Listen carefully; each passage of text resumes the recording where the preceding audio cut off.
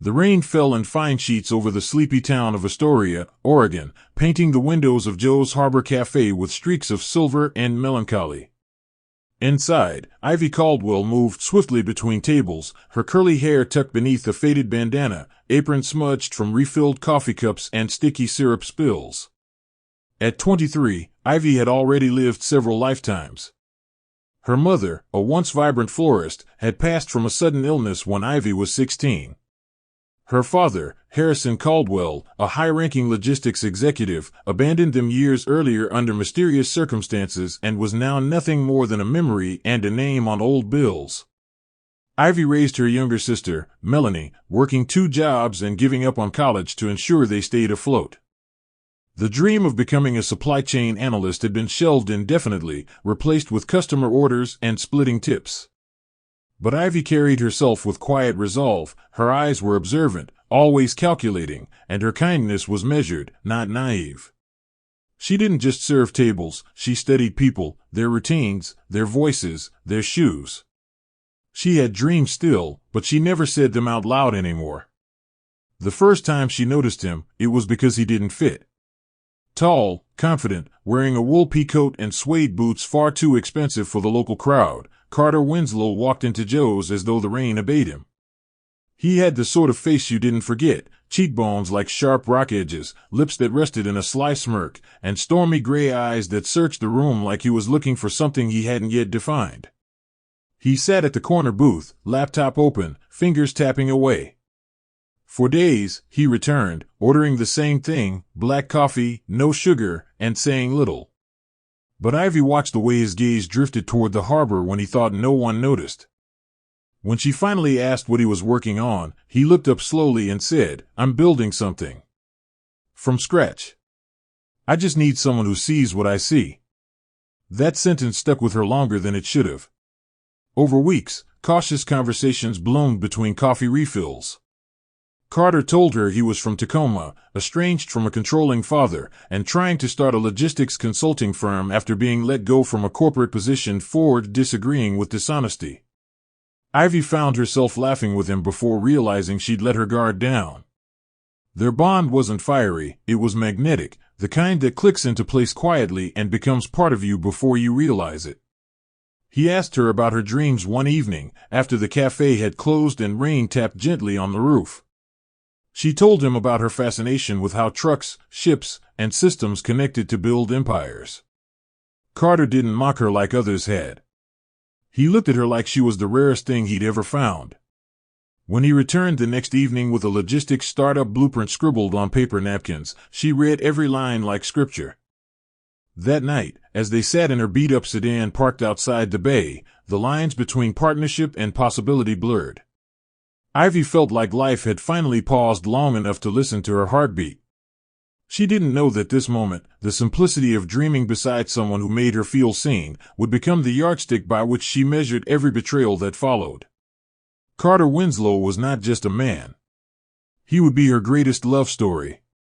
And her deepest undoing. The apartment they moved into after Carter's idea gained momentum was barely bigger than the cafe where they met. A one-bedroom flat above an auto parts store, with peeling walls and a heater that coughed more than it worked, but it was theirs. Carter worked part-time as a delivery driver while Ivy, in addition to her waitress shifts, began helping him build a client spreadsheet for the startup they named Civi Logistics, a blend of both their names. It was their private mantra, built from both of us, we rise together.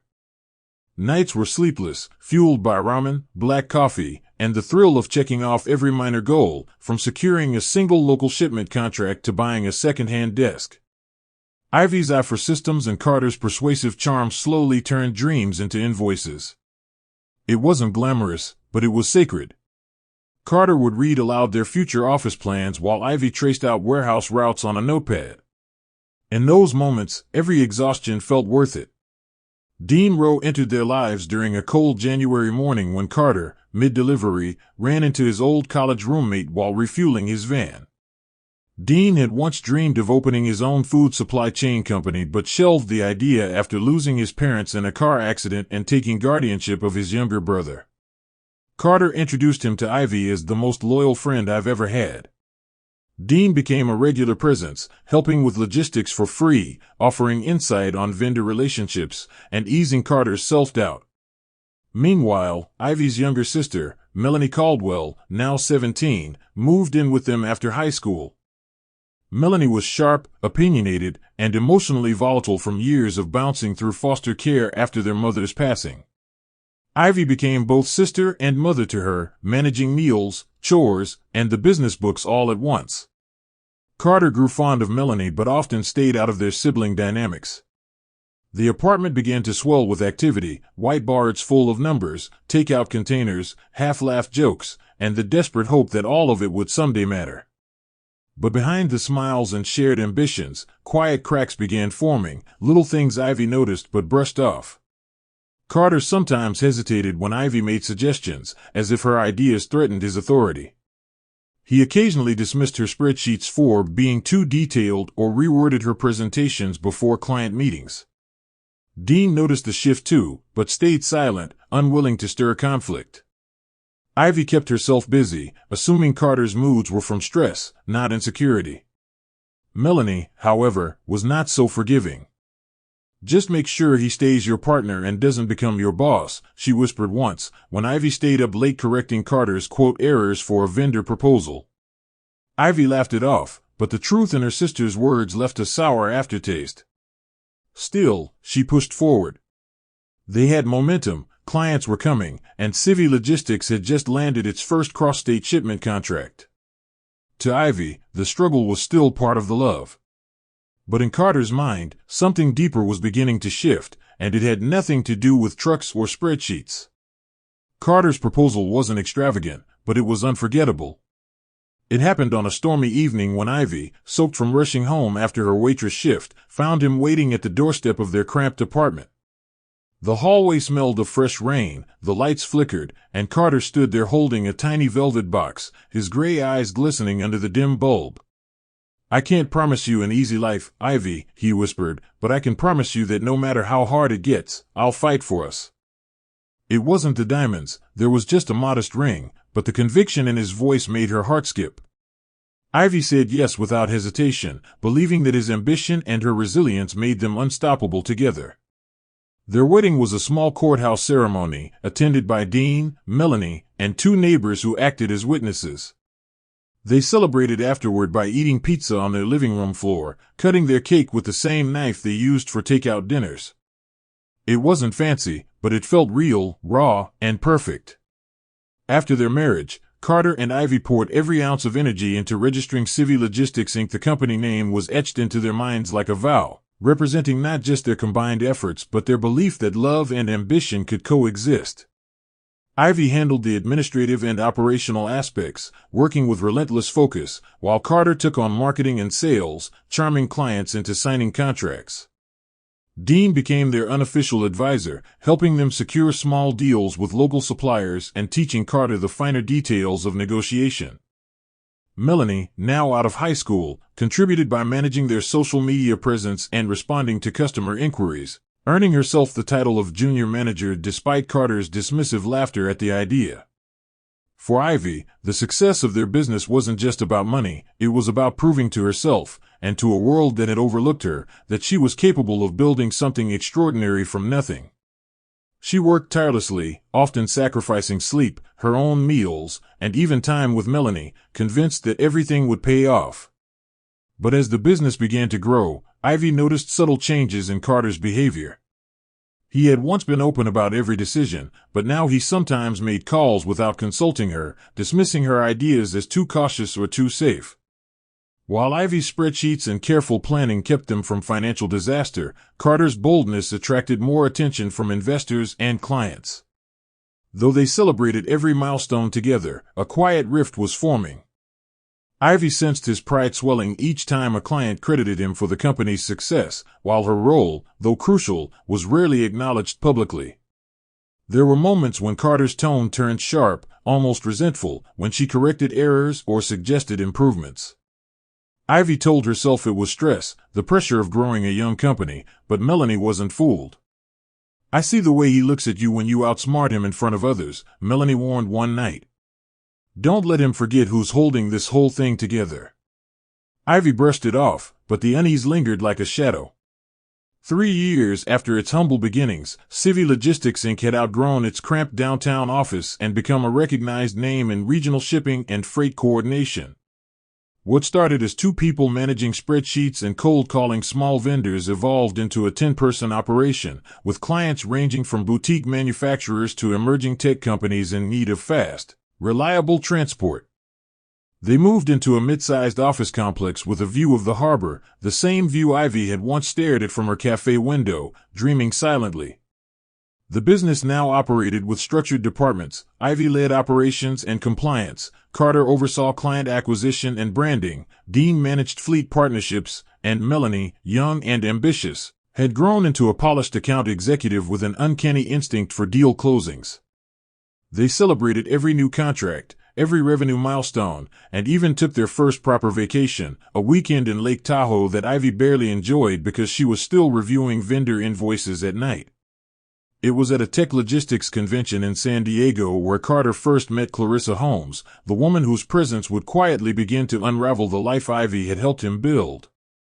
Clarissa was the niece of Richard Holmes, a powerful real estate magnate who owned dozens of high-end properties across the West Coast.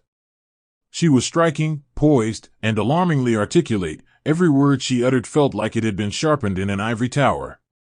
Carter met her at a cocktail mixer where investors and suppliers mingled in luxury, and she immediately gravitated toward him after his charismatic pitch about Civvy's trajectory. Ivy had opted to stay behind that evening, exhausted from back-to-back client meetings and a persistent migraine. Clarissa's interest in Carter was subtle at first, cloaked in professional curiosity and champagne flattery. She offered to introduce him to potential investors and invited him to an elite industry retreat her uncle hosted annually in Palm Springs. Carter returned from that trip with a branded leather planner, a sharper wardrobe, and an entirely new vocabulary that Ivy didn't recognize. At home, Ivy noticed a shift. Carter became more image-conscious, spending hours in front of the mirror before meetings, subscribing to expensive magazines, and speaking about their brand like it was solely his creation. When she asked about the investors he'd mentioned, he gave vague answers, often changing the subject. Melanie picked up on it, too, and warned Ivy, "There's someone in his ear, and it's not Dean." Dean, meanwhile, grew quieter, more reserved, as Carter increasingly excluded him from strategic discussions. Ivy tried not to panic. Business was booming, after all. But something about Carter's smile had changed. It was no longer the smile of the man who used to read plans off napkins with her in a parking lot. It had become a rehearsed, polished grin that held secrets she hadn't been invited to learn. And late at night, when Carter would leave the bedroom for calls with West Coast clients, Ivy couldn't help but wonder, was success supposed to feel this lonely? The invitation arrived in a thick cream envelope sealed with gold foil and embossed initials, Hand R Estates. Carter's excitement was immediate. "Clarissa's uncle is hosting a private yacht gala," he said, waving the invitation like it was their ticket to a new league of power. "We can't miss this. This is how real deals get made." Ivy hesitated. She disliked crowded places where wealth paraded itself like theater, but Carter insisted. "They're expecting us. It's not just a party. It's networking." She wore her best dress, a navy sheath carefully pressed and paired with nude pumps Melanie had given her 2 Christmases ago. But when they arrived at the marina and stepped aboard the luxury vessel, Ivy felt invisible. Clarissa descended the staircase like royalty, wearing an ivory silk gown with a slit that defied gravity and eyes that sparkled with superiority. Conversations hushed momentarily as Carter entered behind Ivy, but no one looked at her. They looked at him. And then at Clarissa. As the night progressed, Ivy found herself on the fringes of every circle. She sipped sparkling water from a fluted glass and tried to engage in polite conversation, but every response was clipped, shallow, or dismissive. The final sting came when Clarissa, already surrounded by high-profile investors and property developers, gestured toward Ivy's dress and chuckled, "There's something admirably vintage about this look, like a homage to thrift store chic." Laughter echoed around the deck. Ivy froze, cheeks burning, heart thudding like a drum in her ears. She glanced at Carter, silently pleading for support, but he merely smiled tightly and adjusted his collar, saying nothing. That silence, his choice to let her drown in humiliation, cut deeper than Clarissa's jab. Ivy quietly stepped away and moved toward the bow of the yacht, needing air, needing space, needing to remember who she was before she let a man drag her into this gilded isolation. That was when she heard the voice, calm, smooth, and curious. "You don't belong in their shadows," it said. Turning, she found herself face to face with Grayson Langford, an investment banker whose name she'd heard whispered in business circles but never seen up close. He wasn't dressed like the others, no flash, no arrogance. Just a clean suit, a loosened tie, and eyes that saw through the noise. "I noticed you from the moment you walked in," he said plainly, offering her a folded linen napkin to dry the tears she hadn't realized had fallen. "That table of peacocks wouldn't last a month without someone like you running their back end." Ivy didn't speak, unsure how much he had seen. But he wasn't prying. He was observing. Grayson asked about Civvy, and for the first time that evening, someone genuinely listened to her ideas. They spoke for 20 uninterrupted minutes about supply chain optimization, scalable vendor contracts, and risk forecasting. By the time Carter returned, tipsy and indifferent, Ivy had already planted a seed she didn't recognize. Someone out there saw her not as Carter's wife, but as something more. The yacht party became a fracture line in Ivy's heart, not just for Clarissa's insult, but for Carter's indifference. After that night, something shifted irreversibly between them. Carter, once attentive, even if flawed, grew colder, emotionally unreachable, like a stranger wearing his face. He worked later, stayed out longer, and when home, answered calls in hushed tones, slipping into the guest room with excuses about needing focus. Ivy tried to salvage their rhythm, cooked his favorite meals, offered to restructure business meetings to give him more time, but his smiles were rehearsed and his compliments hollow. Whenever she reached for his hand, he would hold it for a moment too short, too loose, and then let go. The silence at dinner stretched longer with each night, only broken by Carter's tired sighs and his glowing phone screen. And Ivy, despite everything she had built beside him, found herself questioning if love, once cracked, could ever be resealed. Melanie, now living in the downstairs unit they rented out, had been watching closely and didn't hesitate to confront reality. "He's not just stressed, Ivy. He's emotionally checked out," she said one morning as they folded laundry in the kitchen. "You give him everything, and he treats you like a background character." Ivy initially dismissed her sister's words, choosing instead to believe that all marriages went through rough seasons. But the unease wouldn't settle. Carter no longer asked her opinion before signing new client agreements and began traveling without sharing his itineraries. One night, Ivy found herself staring at his empty side of the bed, remembering how her mother used to sit in the same position, silently folding tissues while waiting for Harrison Caldwell to come home. Ivy had promised herself she'd never repeat her mother's fate. But history, it seemed, had its own cruel rhythm.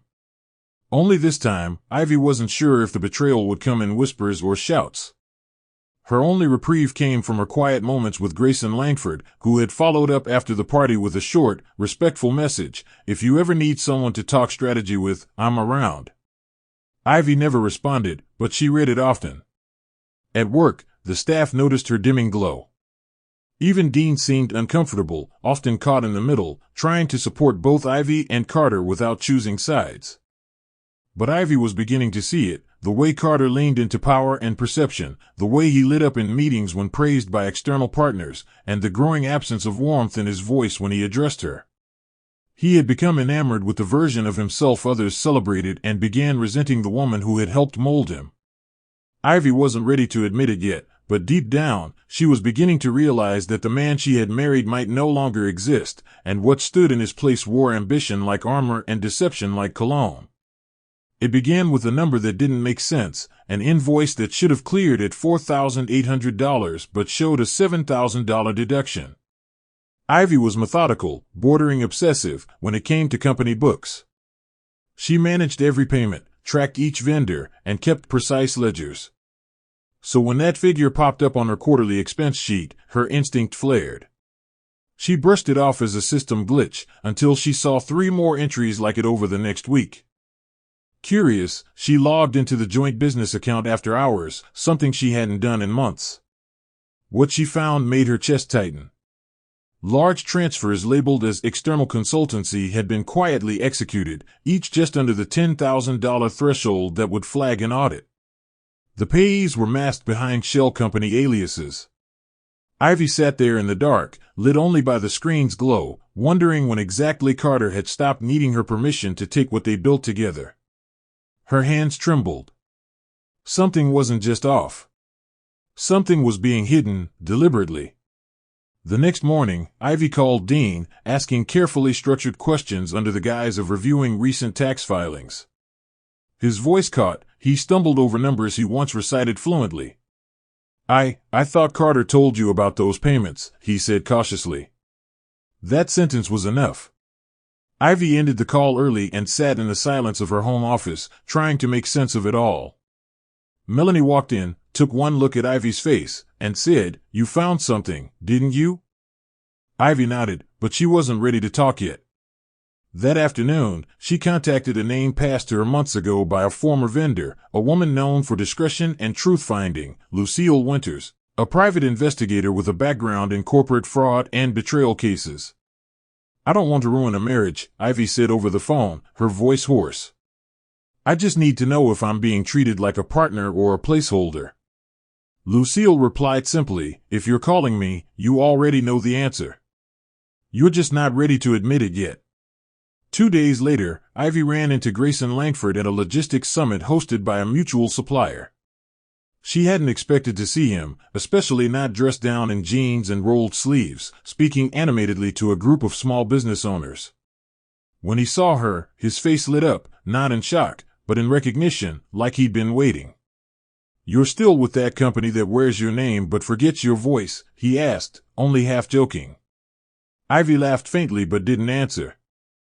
They shared lunch on a balcony overlooking the bay, and for the first time in weeks, Ivy spoke freely about her business, the losses she'd discovered, and her increasing alienation. Grayson didn't interrupt or offer cliché solutions. He listened, then said, "Don't let a man clip your wings because he's afraid you'll fly further than him." Ivy returned home that night not just with facts, but with a dangerous new feeling, clarity. Carter might have been her beginning, but she was starting to imagine what her life might look like without him. The call came on a cold Tuesday morning, while Ivy sat on the edge of her bed staring at the ceiling, still too numb from her latest discovery to move. The name on her phone screen stopped her breath, St. Elmont Palliative Care Unit. She hadn't spoken to anyone from her father's side in nearly 10 years. The nurse's voice was kind, hesitant, and careful with words. "Your father, Harrison Caldwell, requested your presence. He's terminal. He says it's urgent." Ivy didn't reply right away. Her memories of Harrison were jagged and unfinished. He had vanished when she was 15, shortly after her mother's funeral, leaving Ivy and Melanie to fend for themselves. The story he gave before disappearing had been full of half-truths and ambiguous explanations about protecting them. She never believed it. But something about the nurse's tone stayed with her. Later that evening, she drove 3 hours to the facility, telling no one. She needed answers, not forgiveness. When she walked into the dimly lit hospital room, her heart almost cracked at the sight of him. Harrison Caldwell, once a towering figure who commanded boardrooms and birthdays with equal presence, now lay sunken in a narrow bed, pale and hollow-cheeked. His eyes, though, were unmistakable, steel blue and still sharp with grief. "Ivy," he whispered, voice fragile as moth wings. "I was never running from you. I was running for you." Ivy sat stiffly, arms folded. She didn't hug him. She didn't cry. She listened. Harrison, in a voice strained with time and morphine, told her the truth she'd waited over a decade to hear. Her mother came from a powerful logistics dynasty, Jandar Hollage, and Ivy was, by inheritance, its last rightful heir. Years ago, Harrison had been forced out of the company after refusing to let the board manipulate government contracts. Threats were made. Lives ruined. To protect Ivy and Melanie from becoming pawns, he staged his disappearance, severed ties, and lived in exile under fake names. But you were always meant for more, Ivy, he said, squeezing her hand. They will come for it if you don't take what's yours. Ivy sat in stunned silence long after he fell asleep. Her thoughts tangled between betrayal and identity, between a childhood of scarcity and a bloodline rooted in empire. The man she had spent years resenting had tried to shield her from a legacy soaked in corruption and greed. But in doing so, he had also robbed her of power, of clarity, of truth. Before leaving, the nurse handed her a sealed envelope her father had prepared, a notarized statement naming Ivy Caldwell as the majority shareholder of Jandar Hollage. Inside was also the contact of his personal attorney, a man named Walter Penrose, and the access code to a private safe box stored in San Francisco. As Ivy drove home that night, rain slashing across the windshield, she realized her world was splitting open again, but this time, it wasn't from heartbreak. It was from revelation. Carter had betrayed her. But destiny, it seemed, had been waiting patiently for her to wake up. 3 days later, Ivy stood under a gray sky as her father was lowered into the ground. The cemetery was quiet, no long guest list, no lavish ceremony. Just Ivy, a silent priest, and a nurse from the hospice who lingered respectfully behind. Melanie hadn't come. Ivy hadn't asked her to. After all, to Melanie, Harrison was the man who vanished and never came back. Ivy clenched the sealed envelope in her coat pocket, her emotions caught somewhere between sorrow and suspicion. She didn't cry. She felt hollow, like the space Harrison once occupied in her life had closed long ago, and now only secrets remained. After the burial, she drove straight to the Union Bank of San Francisco, where Harrison's safety deposit box awaited. Inside were two things, a stack of bound legal documents confirming her full inheritance rights in Jandar Hollage, and a red folder labeled in bold ink, The Holmes Family Connection. Ivy's pulse quickened. Clarissa's last name. The folder revealed far more than Ivy was prepared to absorb.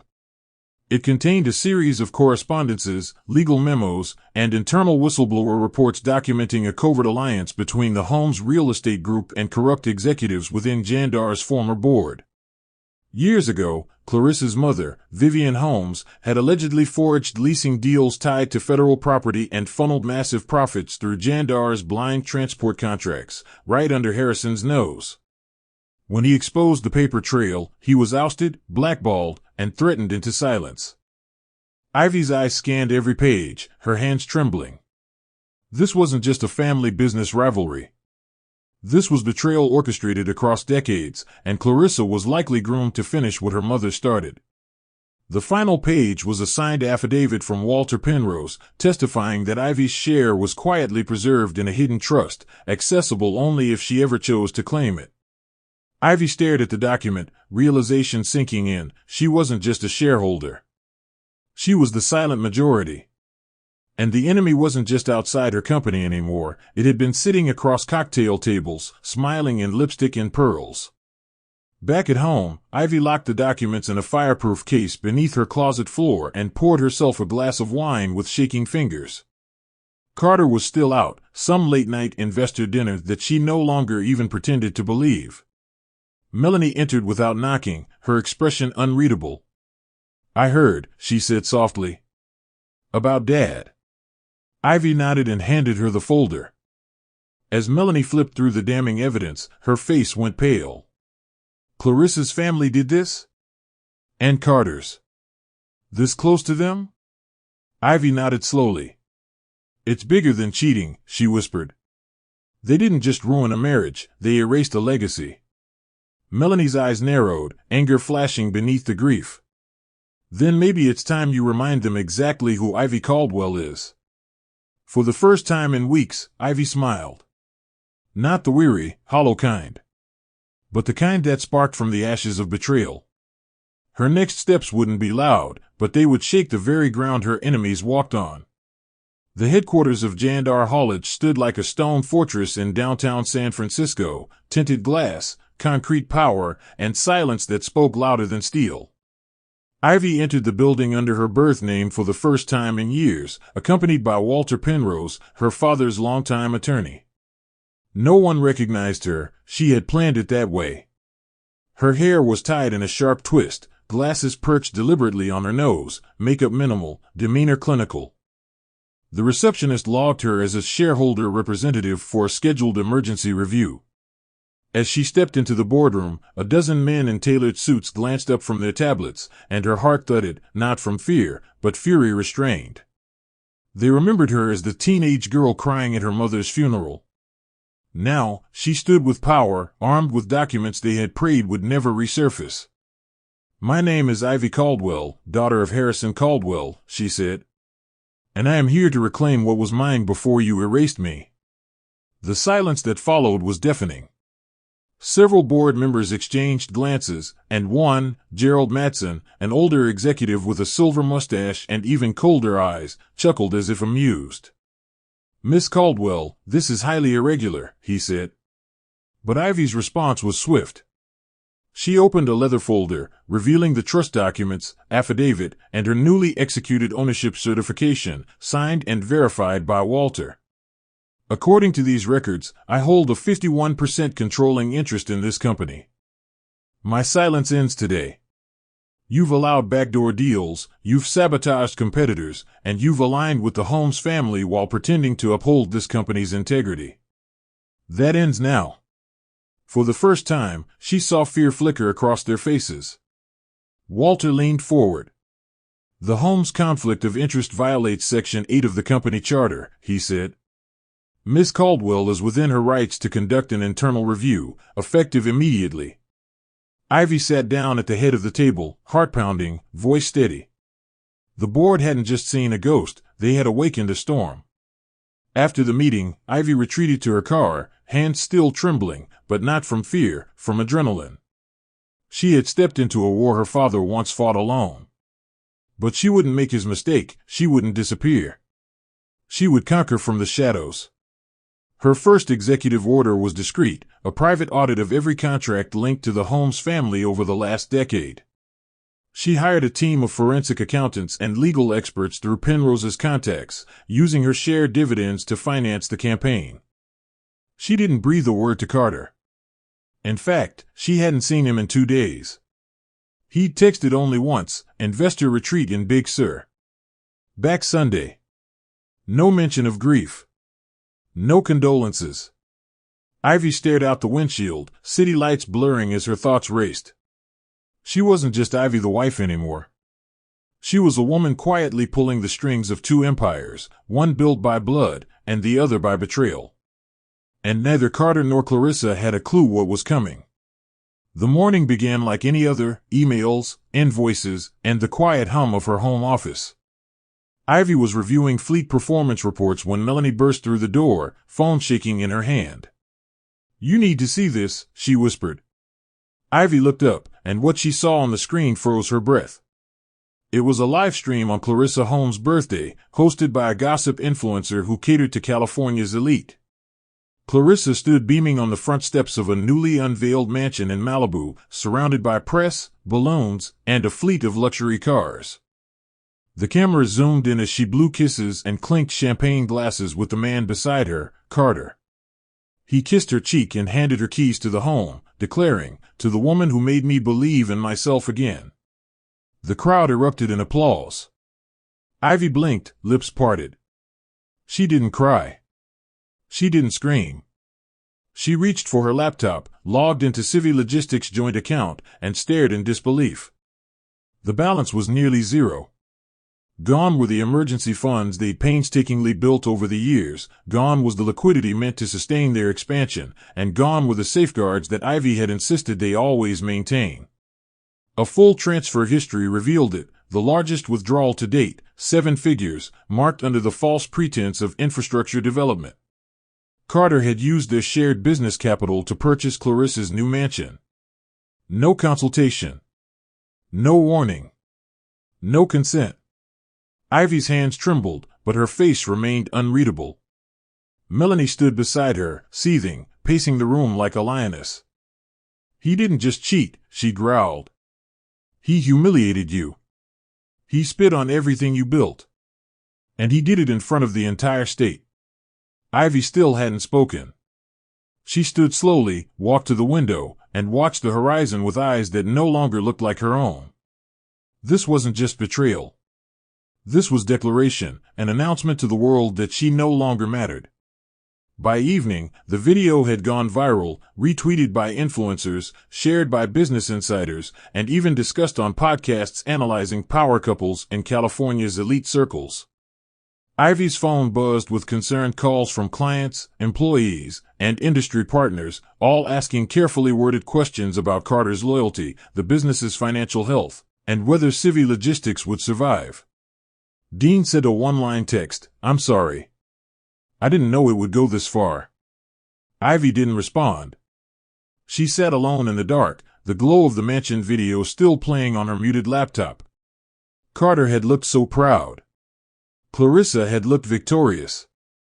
And Ivy? She looked invisible. But something shifted in her chest that night, not sadness, not fear, but a cold, controlled silence. The kind that only came before a storm. Ivy closed the laptop, deleted the last picture she'd taken with Carter from her phone, and whispered to herself, "This was your final move. Now, it's my turn." And with that, she began to disappear. 2 days after the video storm, Ivy Caldwell vanished. Her phone was disconnected, her email auto-replied with "on indefinite leave," and her apartment, though untouched, sat cloaked in silence. Carter returned from his Malibu celebration expecting confrontation, but instead found nothing. No bags packed. No note. Just absence. He called her repeatedly, texted half-hearted apologies when silence grew louder, but got no reply. The office staff whispered, confused and worried. Dean reached out but received a cryptic reply from Melanie, "She's alive. But don't call again." Carter began to spiral. Without Ivy, the Civvy systems broke down. Client records, vendor access, and back-end passwords were encrypted under layers of code only Ivy understood. She had always run the operational lifeblood, and without her, Carter was a CEO in name only, drowning. Meanwhile, Ivy, under the alias Elise Monroe, checked into a private retreat along the California coast, a quiet town tucked in Monterey, where no one knew her face, her name, or her storm. In Monterey, Ivy adopted a quiet, calculated rhythm. She wore jeans and sunglasses, kept to herself at corner cafes, and spent her evenings poring over financial reports, shell companies, and land acquisitions, her mind sharper than ever. With Walter Penrose's help, she opened multiple holding entities using the dormant trust fund her father left behind. She began buying into small logistics and brokerage firms under false company names, Caldwell Marine Corp., Emery Cross Holdings, Monarch Load Lines, strategically siphoning contracts and clients that once belonged to Civvy. Her moves were surgical. By the time Carter would notice, she'd own over half his client base without him even realizing it. Meanwhile, Lucille, her private investigator, kept sending her updates, photos of Clarissa hosting parties in the Malibu home, Carter showing up at meetings late, disoriented, spiraling with the press on his heels. Ivy read each report with cold precision. She didn't want him to fall apart from heartbreak, she wanted him to crumble under the weight of his own ego. The revenge wouldn't be loud. It would be slow, precise, and final. Back in Los Angeles, Carter's world was cracking. Clarissa, ever calculated, had grown distant. She refused to merge her finances with his and had already begun inviting new investor prospects into her circle, men more powerful than Carter, richer, sleeker. Carter's once loyal clients began pulling out of contracts, citing unstable operations. Media outlets started questioning the finances behind the viral birthday gift. With Ivy gone, the mystique of Civvy began to rot from the inside. Melanie refused to take his calls. Dean stopped responding altogether. One evening, drunk and desperate, Carter returned home to find his name removed from the title deed of their shared office building. In a frenzy, he dialed Ivy's old number again, only to hear, "The number you have dialed is no longer in service." And in that silence, for the first time, Carter didn't feel victorious. He felt hunted. Somewhere out there, the woman he humiliated had become someone else, someone smarter, stronger, and far more dangerous than he ever imagined. The woman who now signed business documents as Isabel Caldwell Monroe bore no resemblance to the Ivy who once cried herself to sleep beside an absent husband. Monterey became the cocoon for her rebirth, a quiet town with coastal winds, boutique law firms, and secluded executive lounges where identities shifted like tides. Ivy embraced it with clarity and fire. She changed her wardrobe, her voice tone, her posture. She joined private investment dinners under her alias, never revealing too much, always asking the right questions. Her moves were calculated. She bought into 6 logistics companies, all small but critical, strategically positioned along major West Coast routes. She didn't just aim to compete with Civi Logistics, she planned to devour it from the roots. Clients who once praised Carter's charisma now found better deals, faster response times, and a quieter confidence in Ivy's new firms. No one knew who controlled them. Not yet. But they were bleeding Carter's empire from the shadows. By the 3rd month of her strategic assault, Ivy had locked in exclusive shipping rights with 2 of Civi's largest contracts, both unaware that Isabel Caldwell Monroe was the same woman Carter had discarded. She studied Carter's weaknesses like a surgeon preparing for a delicate dissection. He had no operational expertise, no grasp of client retention, and no idea how systems actually functioned. He was a frontman, a smile in a suit, and Ivy knew that without her, he was nothing but borrowed charm.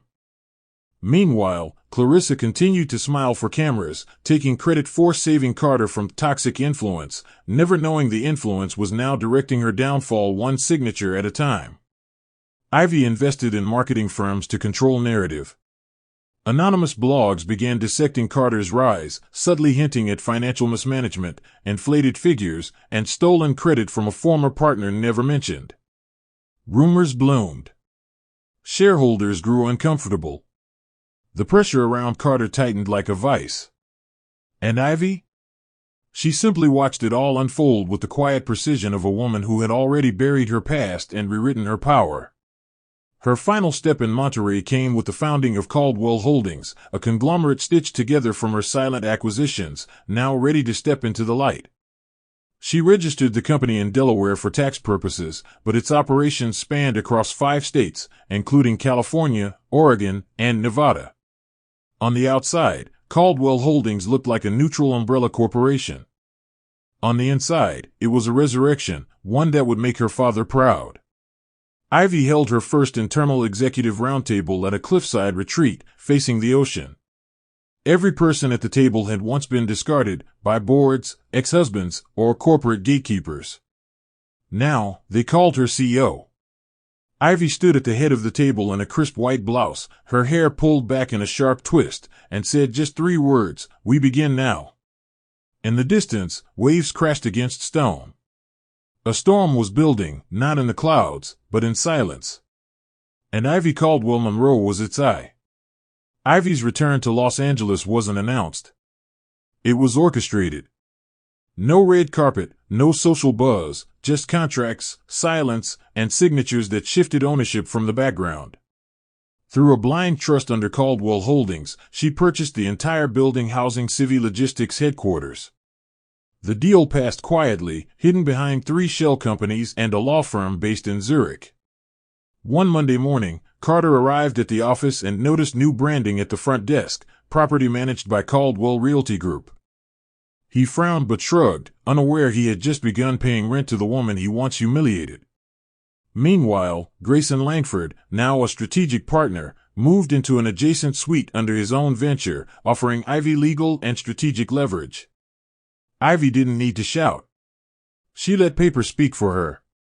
Within weeks, vendors began renegotiating contracts, citing better offers from anonymous competitors. Ivy knew what she was doing. She wasn't just pulling strings. She was replacing every brick Carter once stood on. Inside the walls of Civi, chaos brewed. Staff noticed the tension between Carter and Clarissa, whose smug confidence had begun to fray. Investors were dropping out quietly. Social media whispers turned into articles. Blogs that once praised Carter now posed questions like, who really built Civi, and the woman behind the curtain, is there a silent architect? Clarissa's connections began to waver. Her family, realizing their ties to Civvy now posed reputational risk, started pulling financial support. Ivy timed everything perfectly, leaked a minor internal audit to the media, prompting regulatory bodies to request financial disclosures.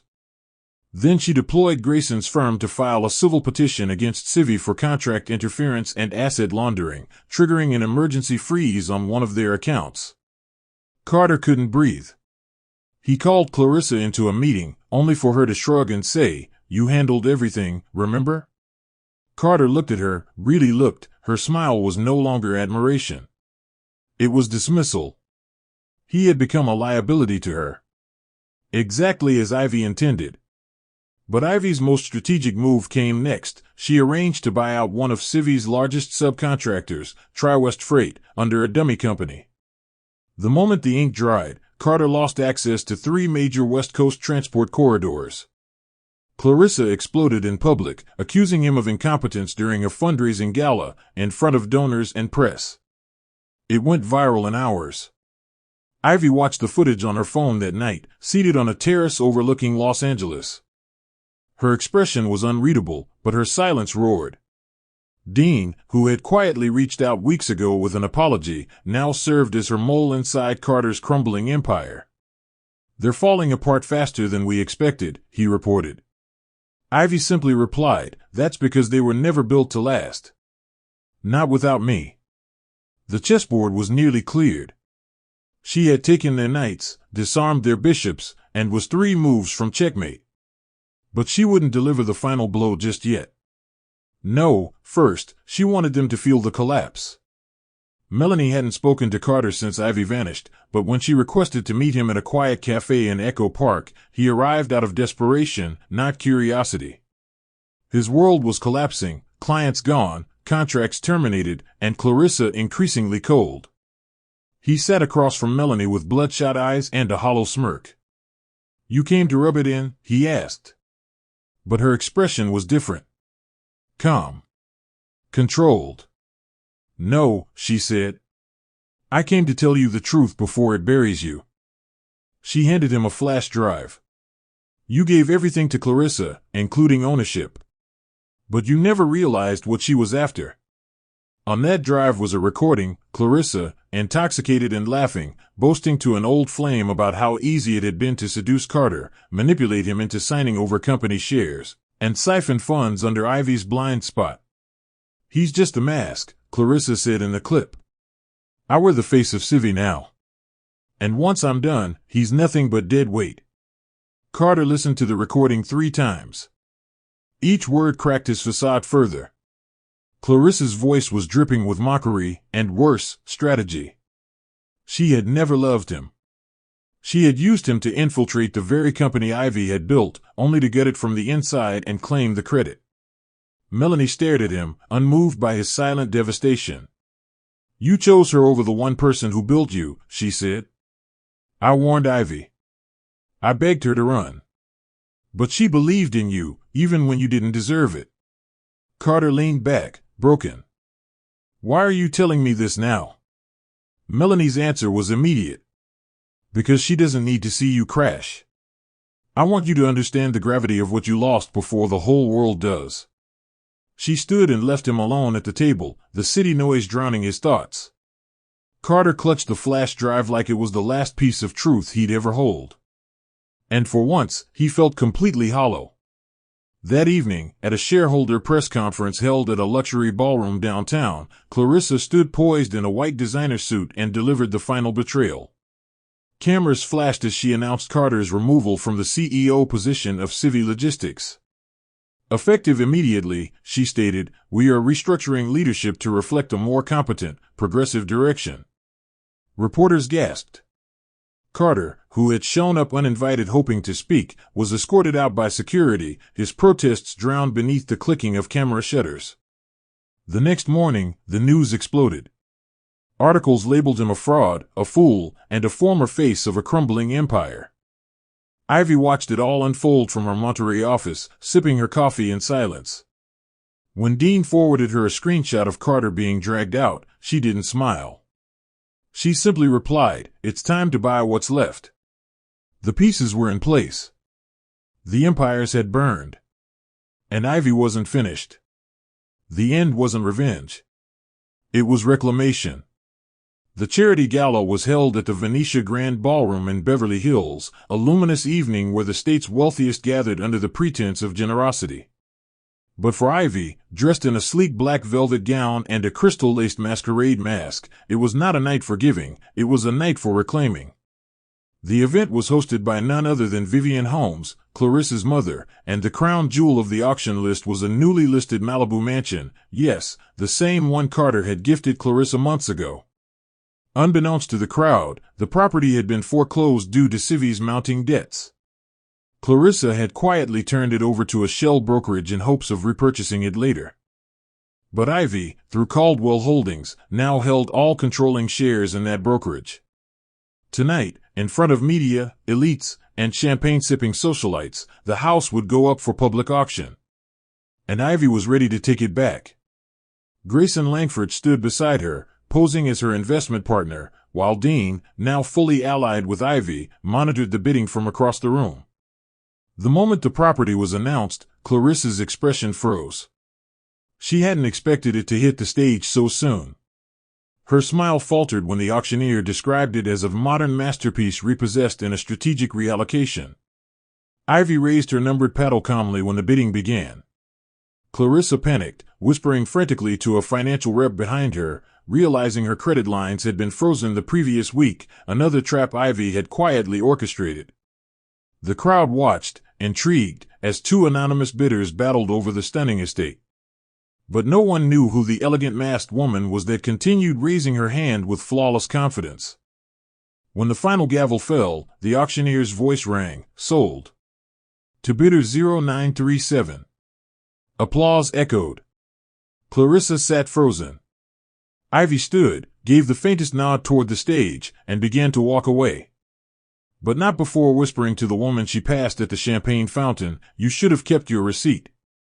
The media was ablaze the next morning. Anonymous heiress reclaims Malibu mega mansion at historic auction. The press tried to guess the identity of the mystery woman. Clarissa's PR team scrambled to explain how the house she'd flaunted across social media was no longer hers. Carter, now cut off and disgraced, watched the auction replay alone from a downtown hotel room with unpaid room service bills. He recognized the walk, the poise, the unshakable stillness Ivy always carried before making a move. And for the first time, he knew, without question, she was back. But she wasn't returning to beg or to plead. She was returning to claim, to correct, and to conquer. Ivy didn't just take back what was stolen. She took it publicly, surgically, and with the same quiet elegance she once used to build Carter's empire. The house was never about the walls, it was about the symbol. And now, that symbol wore her name again.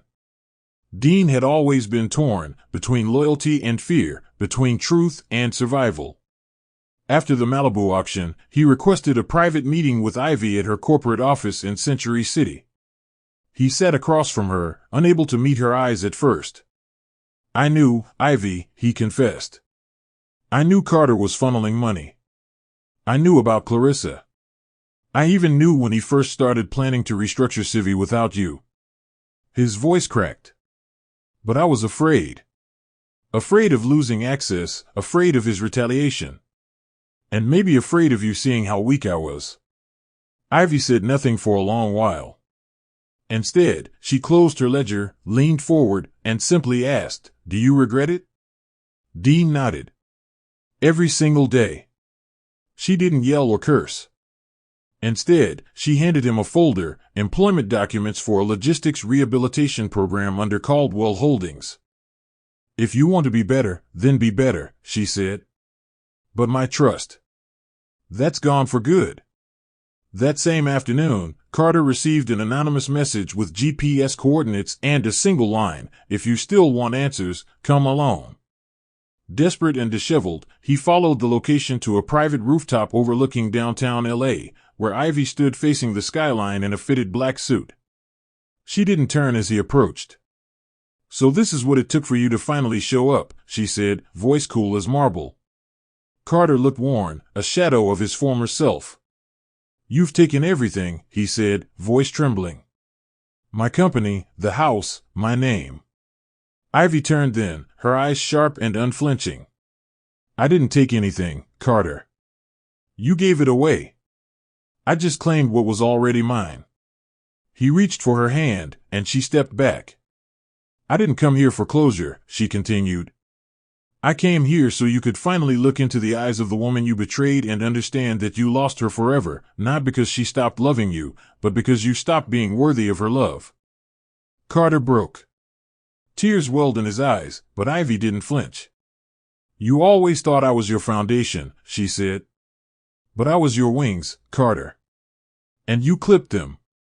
For a long moment, neither of them spoke. The city buzzed below, indifferent to the reckoning playing out above. Carter fell to his knees, not in apology but in helplessness, as if realizing that forgiveness would never come. Ivy stepped away, heels clicking softly against concrete, pausing only once to glance back. "You weren't my biggest mistake," she said. "You were my most important lesson." And with that, she left him there, alone against the skyline, broken not by her vengeance, but by her refusal to hate him. She didn't need revenge anymore. She had her identity, her power, her future.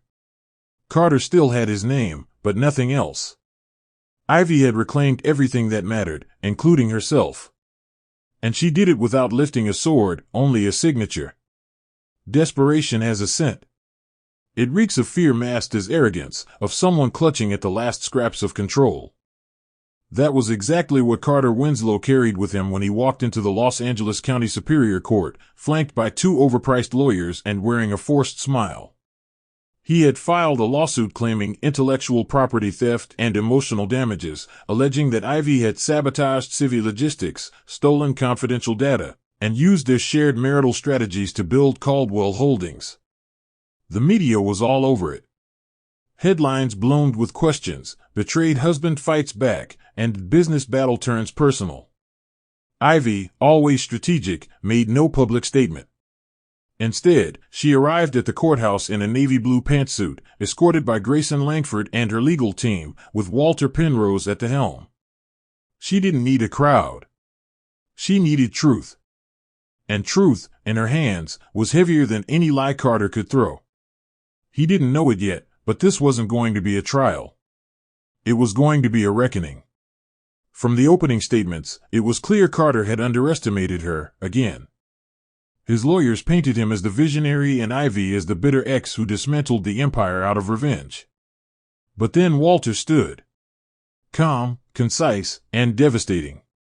One by one, he introduced signed prenuptial agreements, digital forensics, and business records showing that Ivy had developed the core operational systems, coded the logistic algorithms, and signed the original vendor deals under her name, before Civi even incorporated. Then came the bombshell: Lucille Winters, Ivy's private investigator, who took the stand with damning evidence of Carter's unauthorized withdrawals, personal spending from joint business funds, and the offshore accounts connected to Clarissa. The courtroom shifted. The jury leaned in.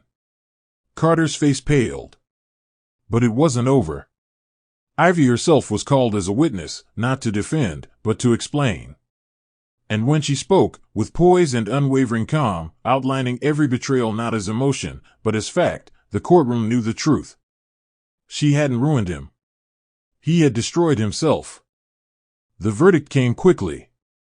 The judge dismissed Carter's claims and ordered an immediate audit of his remaining assets, including a potential referral for criminal investigation regarding embezzlement.